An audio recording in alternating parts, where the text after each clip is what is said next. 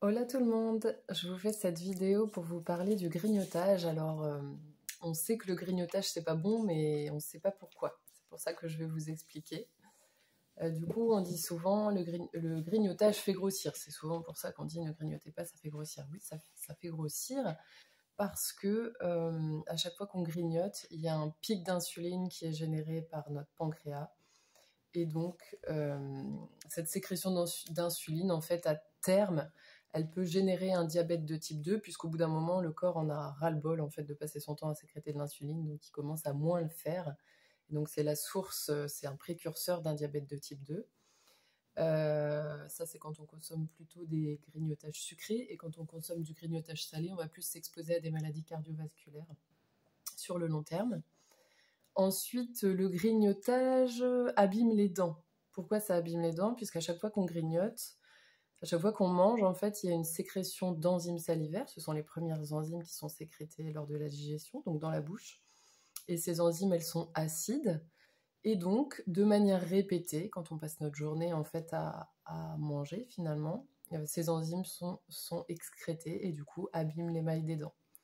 Donc grignoter abîme la santé bucco-dentaire, ainsi que la bouche. C'est pareil pour la muqueuse de la bouche. Ensuite, grignoter rend addict, c'est-à-dire qu'à chaque fois que vous grignotez, vous activez au niveau du cerveau le chemin le circuit de la récompense. Et donc le cerveau sécrète des endorphines, de la dopamine, des neurotransmetteurs et des hormones qui vont du coup rendre accro et qui vont faire qu'on a encore envie de ressentir cette sensation d'y retourner en fait. Donc on grignote, on grignote, on grignote. Et autre chose la plus importante pour moi, et celle dont on entend moins parler, grignoter en fait ça perturbe complètement la digestion. Ça perturbe ce qu'on appelle le complexe moteur migrant. Donc je ne rentrerai pas dans tous les détails, mais pour vous expliquer un petit peu, dans la digestion, il y a plusieurs phases. Il y a 3 grandes phases. Il y a celle déjà au niveau de l'estomac qui dissèque un petit peu les aliments. Ensuite, il y a la phase dans l'intestin grêle qui est beaucoup plus longue, qui est la phase d'assimilation, de dissécation aussi, de mélange et d'assimilation. Et à la fin de cette phase-là, de ces 2 phases qui durent à peu près entre 4 et 6 heures selon ce qu'on mange, à la fin, il y a une phase qui s'appelle, qui est une phase en fait de nettoyage.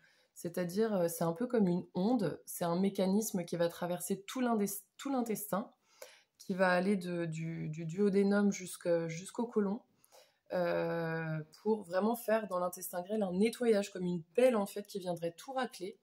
Il y a une profusion de liquide qui arrive à ce moment-là dans l'intestin et qui permet de venir emporter en fait tous les restes d'aliments non digérés, toutes les enzymes qui n'ont pas été utilisées, et puis toutes les bactéries, les virus et tous les parasites, par exemple, qui n'ont pas été tués par l'acidité gastrique ou par les enzymes digestives. Donc en fait, cette phase-là qui dure du coup entre 5 et 10 minutes, elle intervient elle intervient à la fin de la digestion de notre repas. C'est-à-dire qu'elle intervient après à peu près 4 à 6 heures à la fin de notre repas. Et cette phase, elle est hyper importante puisque du coup, c'est elle qui va permettre de nettoyer l'intestin, d'éviter la prolifération bactérienne, d'éviter la prolifération de virus, de pathogènes, de parasites.